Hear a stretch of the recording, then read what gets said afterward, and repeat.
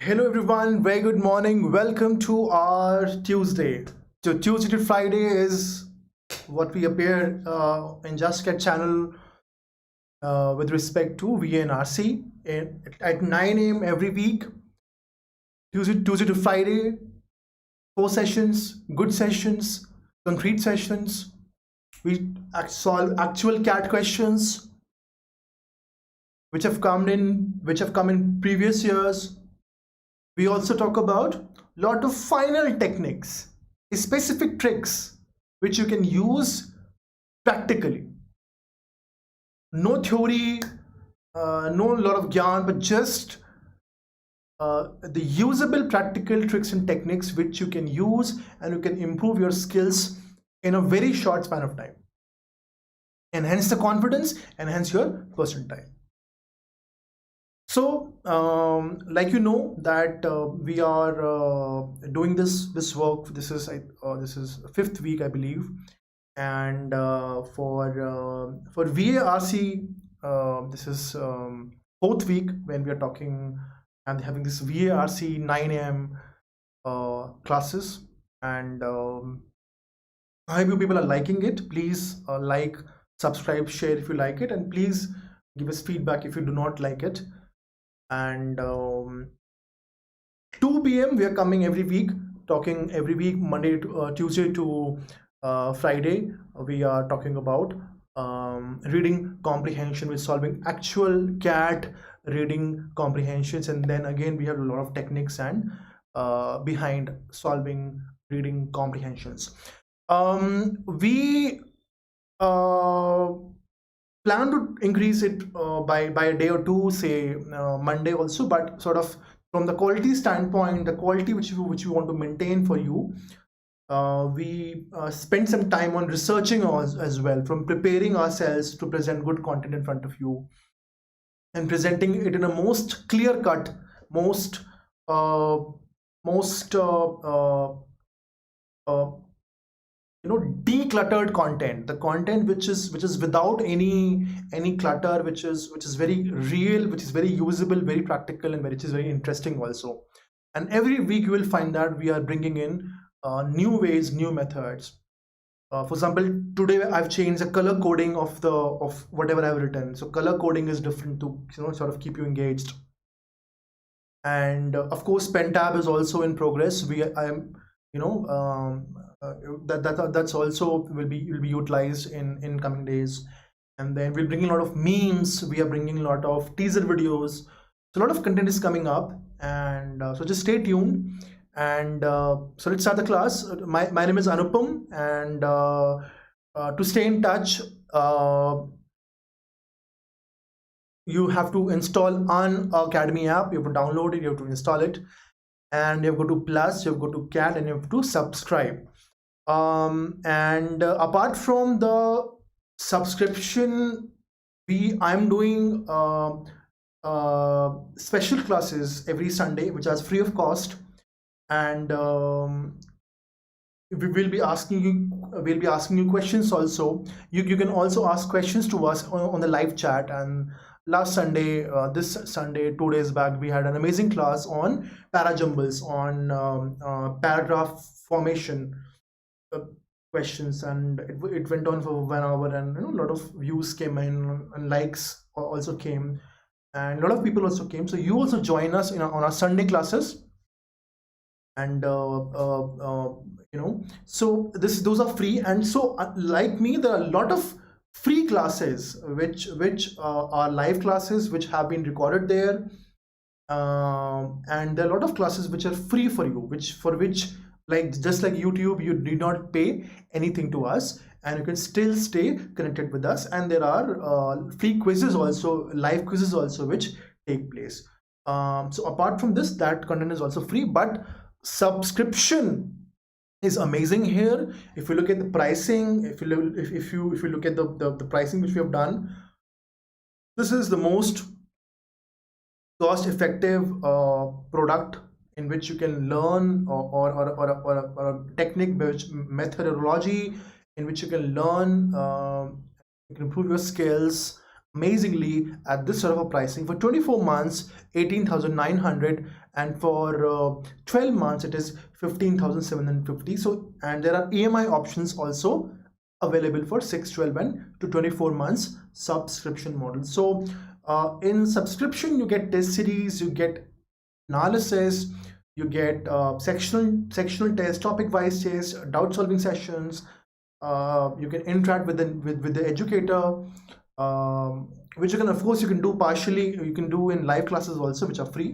But then the sort of but there's certain premium content which you will only receive when you subscribe to us. And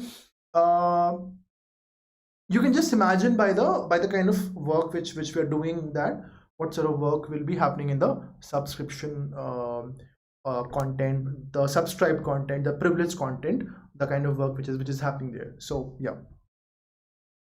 Okay, why paragraph summary? Coming to the today's topic, paragraph summary. Paragraph summary question are nothing but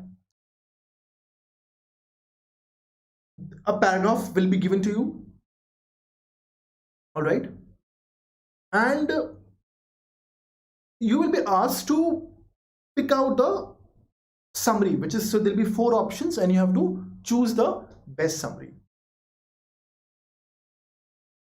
Generally what happens, that paragraph is not very long. The paragraph is like a paragraph around 10 to 15 lines, max 20 lines of length.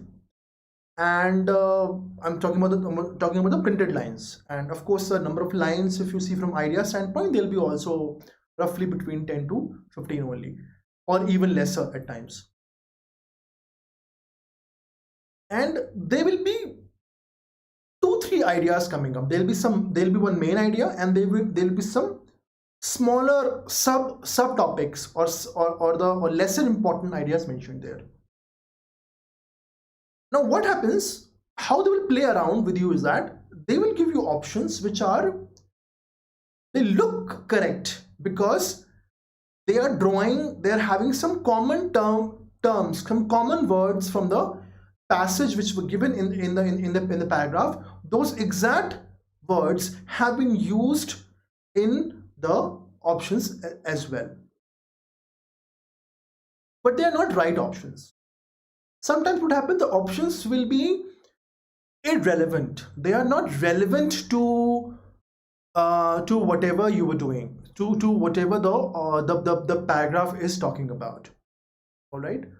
So what you have to do, it'll be a good idea if you write your own summary. So if you will write your own summary, if you jot down the short notes about whatever is happening in the paragraph, whatever are the main ideas given there, your life will become easier. You can, after that, you can look at the options and you can see that what are the other which summary, or which summary matches to your summary, which line matches to your couple of lines, whatever you've written. So basically nothing should be irrelevant, nothing should be extra, nothing should be contrary to the ideas or the ideas mentioned in the paragraph. At the same time, nothing should be diluted or exaggerated.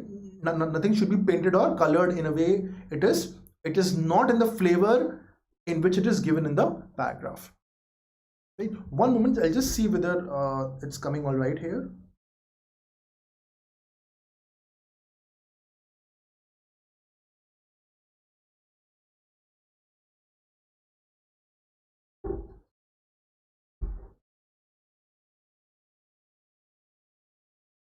So yeah,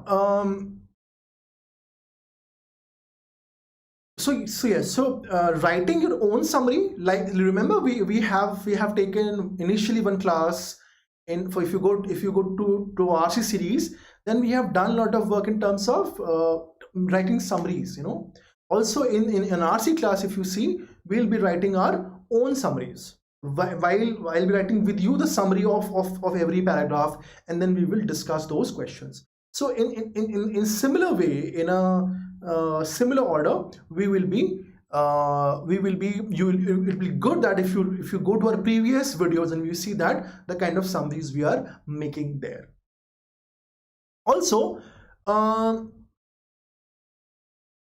as I said, look for the most important idea or ideas. So you should look for the ideas which have been emphasized, which have been repeated, which have been mentioned more than once, or there are 2 or 3 lines referring to the same idea. See what happens that it is also about the quantity in a para-summary question, that if the number of words or the number of lines is specific to a topic or referring to a particular idea, they are more in number. For example, the entire paragraph has some 8 lines and 3 or 4 lines are referring to a particular idea. Okay, then it is a high chance that that particular idea and other lines are referring to other smaller topics or subtopics or sub ideas. They are not referring to the main idea. So if say 50%, 40%, 30 70% of a paragraph is referring to one particular idea, then you can sort of assume, in that way that you can take a guess that that is the most important idea, or that is the most important ideas mentioned there, and your summary will revolve around that. Okay. Third point is that look for irrelevant ideas and options and avoid them. So you have to look for the ideas which are not relevant. Because sometimes what happens that they will bring in options which are not relevant to the ideas or the idea mentioned there. But since they are using some terms or some jargon, which was some words which were used in the paragraph, those words they are using, certain prepositions, certain adjectives, certain adverbs, certain common noun, proper noun, something, so there is some sort of a connection between, so there's some sort of a words are being used, or some idea has been superficially mentioned, but it doesn't deal with the main idea given in the paragraph. Then these are trap options for you which you have to avoid. These are created for because just if you read, because they believe that if you're reading in a hurry, or if you've done superficial reading of the paragraph, if you haven't actively read the paragraph, which you will have to do if you want to write a summary of your own, you have to actively. So if you haven't actively read it, chances are that you will be marking the wrong options, and they lay traps for you. They will use certain terms which have been used in the paragraph, and from there they want you to mark those options and to test whether you actively read the paragraph or not. These are the 3 points which we'll be talking about today, and we'll utilize these techniques in our questions which we will solve. Again, actual CAT questions we are using here, and yes.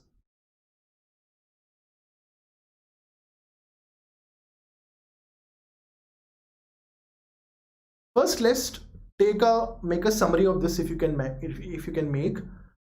the conceptualization of landscape as a geometric object first occurred in Europe and is historically related to the European conceptualization of the organism, particularly the human body, as a geometric object with parts having a rational, 3-dimensional organization and integration. So what they're saying is that this understanding, or this shaping of idea of how what a landscape is, or what a landscape should look like, about the idea of landscape. So idea of landscape, or visualizing, or understanding landscape as a geometric object, first happened in Europe, and it was related to the similar understanding of Europeans when it came to the human body as a geometric object. So the way in Europe, people begin to understand in olden days, that they're talking about the 16th 17th century they have given in the last. So in those Middle Ages, in those 14th century to 17th century or 18th century, basically, when the Europeans began to understand landscape as a geometric object, as something which can be measured, which has shapes, sizes, there's a three-dimensional view to it, and it has parts, you know, and it has, it is, those parts make it as a complete whole. So understanding of landscape as a geometric object, this began by their understanding of the organism, or the living beings, or all the living beings around them, including human body, as a geometric object. So this was the main point here, which has been given in first half. You can see first, it's actually one line, but if you see, it can be divided into two three lines. So the lines are also bigger here to confuse you, or to make you make you lose track of the data. And if you read, the topics will be very different. This is a history of art, related to history of art. So topic will be anything very, very arcane, or anything which you don't read in regular life. The European idea of landscape appeared before the science of landscape emerged, and it is no coincidence that Renaissance artists such as Leonardo da Vinci, who studied structure of human body, also facilitated an understanding of structure of landscape. So what they're saying is that so in Europe, the idea of landscape as a geometric object appeared before the science of landscape began. So what is landscape? Landscape is nothing but you see those sceneries of hill, of farms, okay. And if you remember, in our childhood also, we used to draw this picture that there's a river, there's a mountain, there's a sun behind it, and there's a child standing there, there's some rocks. This is what this is landscape painting, this is landscape sketching. So even amateurs find landscape interesting. So this European idea of landscape, and then there is landscape architecture and landscaping of a real estate apartment, of a building, all that stuff happens. So they're saying that European idea of landscape came before the science of landscape, and it got support. It became it was helped. It received a lot of help by the Renaissance artist who studied the structure of human body. So same thing is coming here. What was said in the first line, or first line, whatever they were saying, that connection between geometric understanding of human body as a geometric object led to the understanding of landscape as a geometric object. All right. It says landscape, which had been a subordinate background to religious or historical narratives, became an independent genre, a subject of art, by the end of 16th century or the beginning of 17th century. So basically, landscape became it became an independent genre by the 16th century, end of 16th century or beginning of the 17th.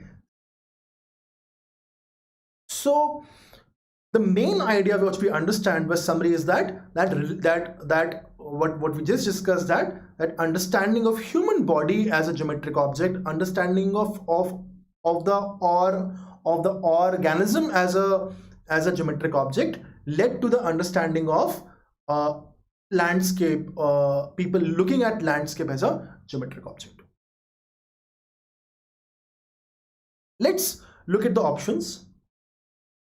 So here I have sort of made it better for you. I have you can see you can see at the whatever we were discussing, whatever summary we have formed, we have sort of left out the irrelevant or the places which were not so important, and I've highlighted the important parts of the paragraph, and this is where our summary was coming from. Now let's try and read the options. The Renaissance artists were responsible for the summary of landscape as a subject of art.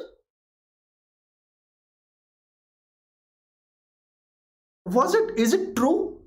Can you say that the Renaissance artists were responsible for the study of landscape as a subject of art? No, they facilitated, right? But saying that they were responsible, this is not correct. We cannot be completely sure of this first option. Second point is that this is not the summary of this paragraph. The summary of the paragraph is something else. Also, Renaissance artists were mentioned in the way that they studied structure of human body, and structure of human body led to an understanding of the structure of landscape. But saying that the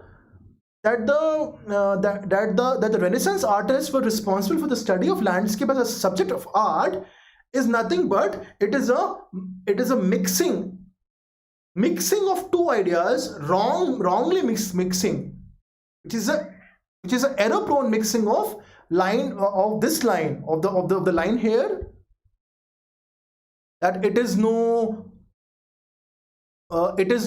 if you come to line number 1 2 3 4 5 6, it is no coincidence that Renaissance artists such as Da Vinci, who studied the structure of human body, all this, and the line after it. So it is a bad option formed badly for you to. So, and if you read the terms here, Renaissance artist, study of landscape as art, so it will appear to you that these options are correct, but they are incorrect. Because the main idea was what? Main idea was that the understanding of landscape changed because of the understanding of the human body or the organism.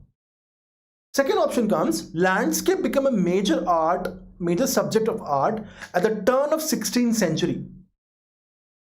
See, it is nowhere said that it has become a major subject of art. It said that it became an independent genre of art. Also, it became independent genre by the end of 16th century or at the beginning of 17th century. Right? They are saying that what option says that at the turn of 16th century. Turn means at the starting of it. So it is logically also incorrect. Another point, from the fact standpoint, it is incorrect. So it is contrary to the information given in the passage. Because passage says end of 16th century or starting of 17th century. Option says at the turn of 16th century, at the beginning of it. This is contrary. This is opposite to each other. Second, another point is that, is this the summary of the paragraph? Is this the central idea of the paragraph? Is this what the paragraph is talking about? No. Paragraph is talking about something else, which we have discussed. Next option is the right option. I have highlighted. Now you can compare the highlighted text with the option in front of you. The three-dimensional understanding of the organism in Europe led to a similar approach towards the understanding of landscape. The three-dimensional understanding of organization in Europe led to a similar approach towards the understanding of landscape. Similar thing has been said here in these lines. If you read the first line again, first couple of lines again, the conceptualization of landscape as a geometric object first occurred in Europe and is historically related to the European conceptualization of the organism, particularly the human body, as a geometric object with parts having a rational three-dimensional organization integration. So similar thing, that change in understanding of organism, study of human body, led to the change in the newer understanding of the landscape. Landscape was understood as a three-dimensional body having rational parts and different parts coming together. Third sense, the study of landscape as an independent genre was aided by the Renaissance artist. Study of landscape as an independent genre. Now, what has happened that, again, same thing is happening there. If you look at the option number 4 and 1, they're almost same. So I'm seeing very rarely we see an opportunity as a CAT faculty and as a student of English language that we see that sometimes the options are same. So one thing is here that these options are same, and options which are almost same or same, they become very fishy and you have to be very careful with them. It is nowhere mentioned that Renaissance artists were responsible for the study of landscape as an independent genre. It is said that, again I'm repeating, if you go to the highlighted line, it said that Renaissance artists studied structure of human body. It facilitated, it helped in the understanding of the structure of landscape. So the knowledge which they produced, the understanding, the skills or the awareness which they generated, which they acquired, helped in the understanding of the structure of landscape. Right? So you cannot say that that the study of landscape as an independent genre was aided by the Renaissance artists. This is a far-fetched idea. This is half correct and half incorrect. Okay, it was helped by somebody. There was some help happening here in the study of structure, in understanding of structure of landscape, but that it became an independent genre because of the help of the aided by the Renaissance artists. This is something which can be argued against, because there is no clear-cut understanding of this line here. Also, it is not the main idea. The main idea is option number 3. Okay, 1 minute, let me see. Also, you people can ask some questions if they're at all.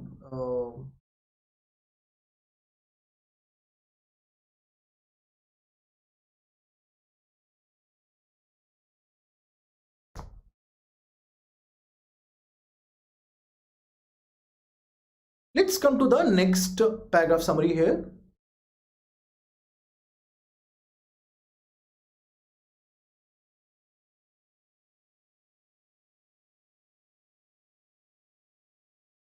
So now, just for one moment, go back to the whatever we began at the beginning of the given. So I said what I said. Write your own summary, which we did. Look for the most important idea or ideas, which we did. Look for the irrelevant ideas in the options and avoid them. So we are following these 3 points which have been mentioned here. All right.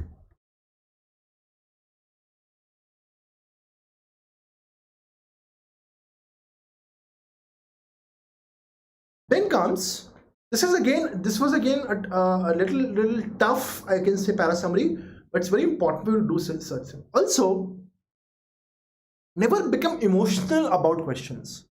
If you're not able to solve few questions, it is all right. If you're not able to solve such questions, it is fine. You should do not devote more time to any question than you have originally decided upon. You should be intelligent and smart. If you know that this particular question is important, it's difficult, you should not spend more time in it. Okay.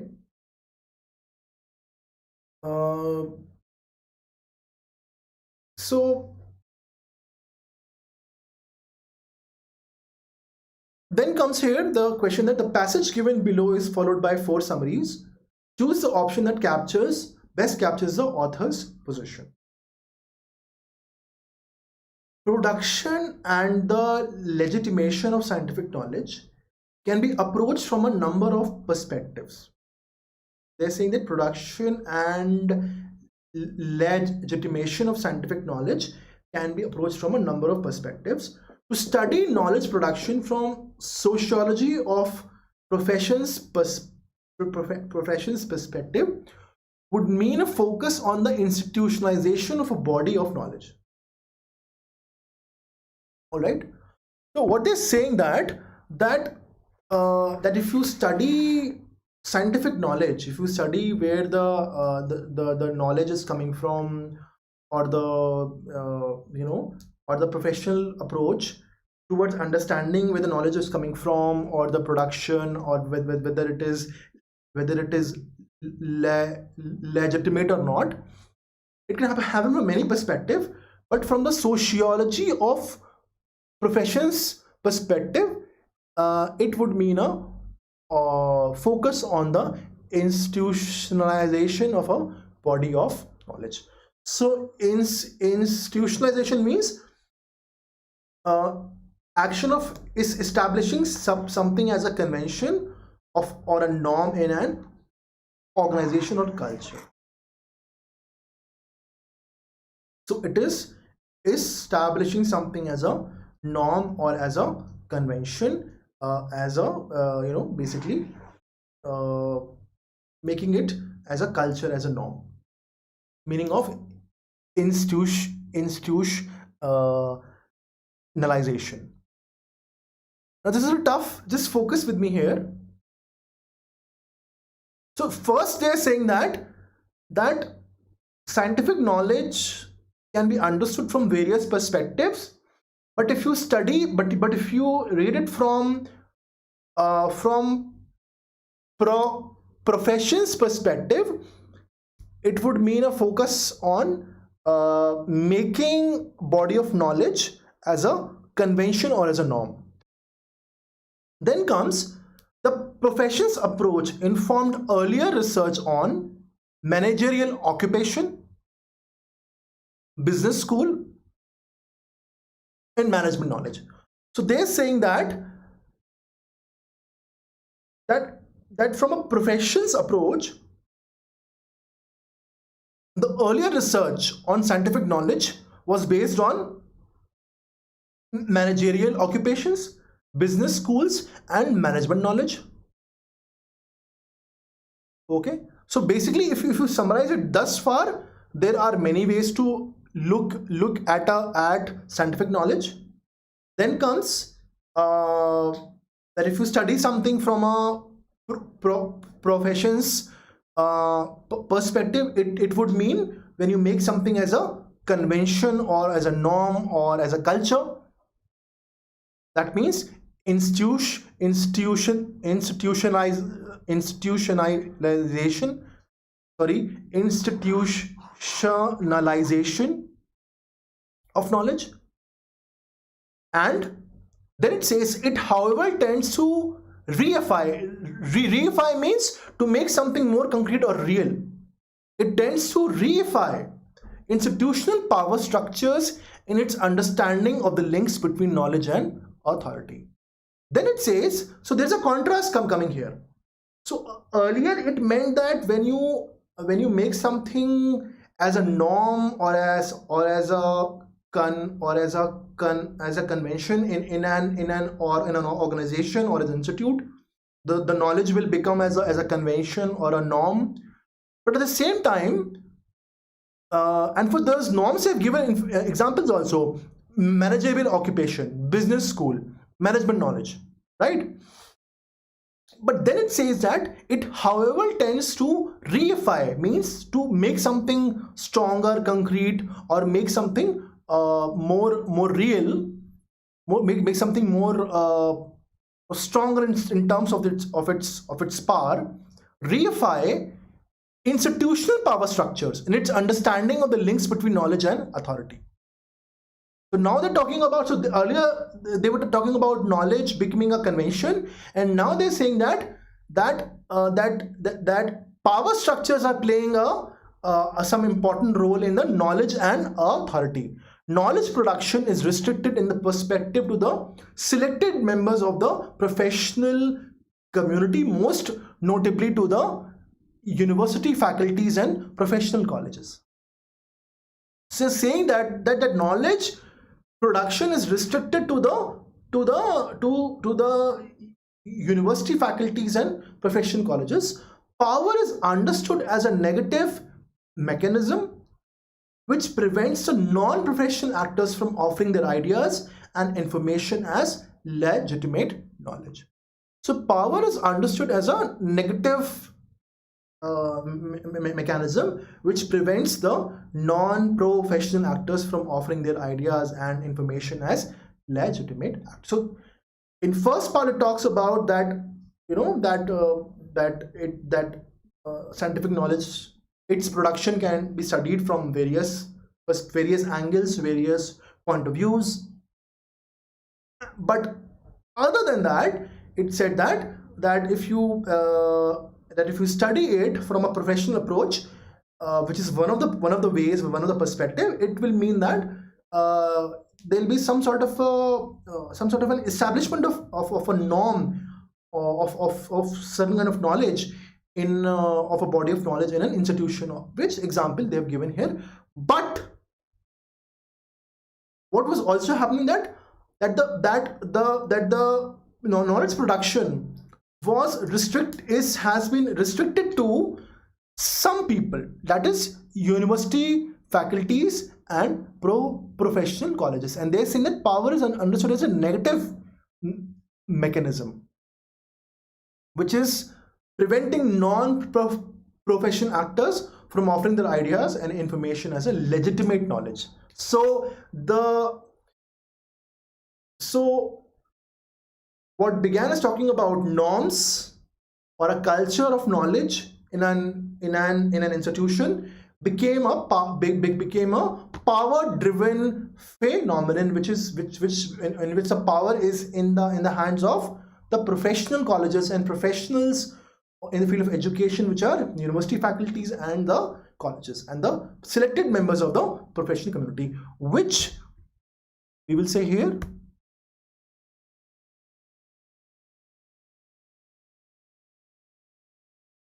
if you look at whatever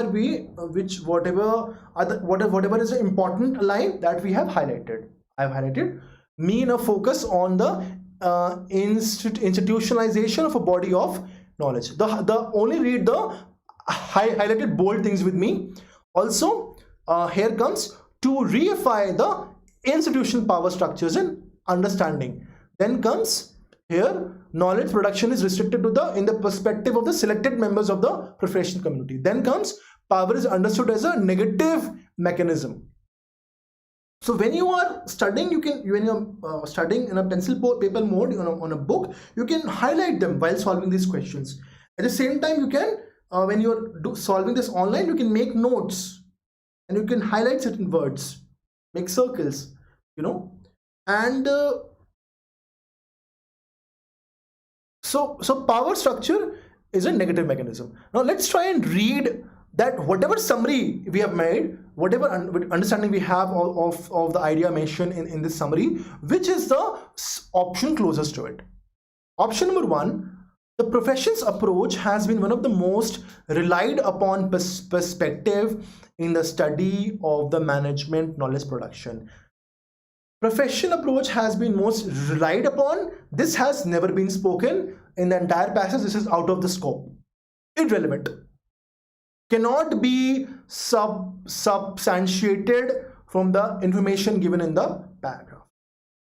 2 says Profession's approach focuses on the creation of institutions of higher knowledge, of higher education and disciplines to promote knowledge production.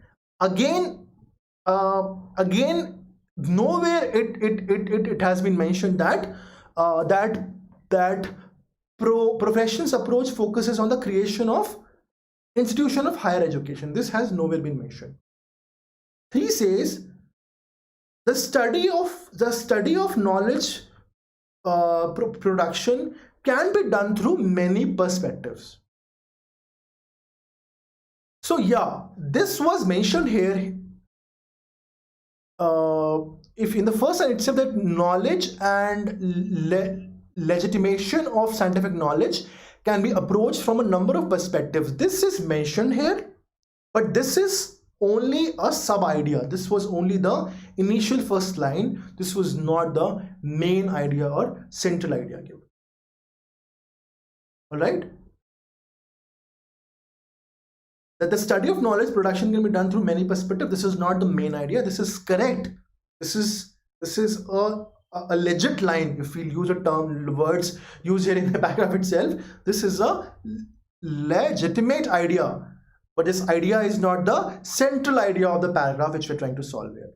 The central idea is line number 4. The profession's approach aims at the institutionalization of knowledge, but restricts knowledge production as a function of a select few. Yeah, this was said here. Remember that institutionalization of a body of knowledge, and then saying here that the knowledge production was considered to be should be done by a select few members of the professional community and not by the non-professional actors. Option number 4 talks about the same thing. Professional approach aims at the institutionalization of knowledge but restricts knowledge production as a function of a select few. Right? So this is how it was which we're doing. Let's hope that this much has been understood. Again, going back to the first, write your own summary. Look for the most important idea or ideas and look for the relevant ideas in options and avoid them. Irrelevant ideas and options and avoid them. So this is what we were doing here. I hope this session was helpful. Please like, subscribe and share if you have found it helpful. Also, please join us at 2 p.m. every day, Monday to Tuesday to Friday for RC classes, and 9 a.m. Tuesday to Friday for para summary classes. And we have this Unacademy subscription. What I was talking about, that the pricing is amazing, and you get live classes, you get to interact with the educator, you get live polls and leaderboard, you get test series and analysis, you get live doubt clearing sessions also. At the same time, you discussed that in the Unacademy app you get a lot of free classes which will be, if you don't attend them live, you will be you can look at them at a later point of time. So there are so many hundreds of live classes which are now in the recorded shape, and you can gain a lot of knowledge from them. Also, we give free live classes, free special classes, and a lot of quizzes also. And apart from that, if you subscribe, you will definitely do well in CAT, I can say to you, because the kind of offerings which we have and the kind of quality which we maintain, I think there is no doubt that you will be gaining a lot of confidence and you will do well in CAT. Test series and the analysis is, and so yeah, refer to the code Saxena10 and get 10% discount.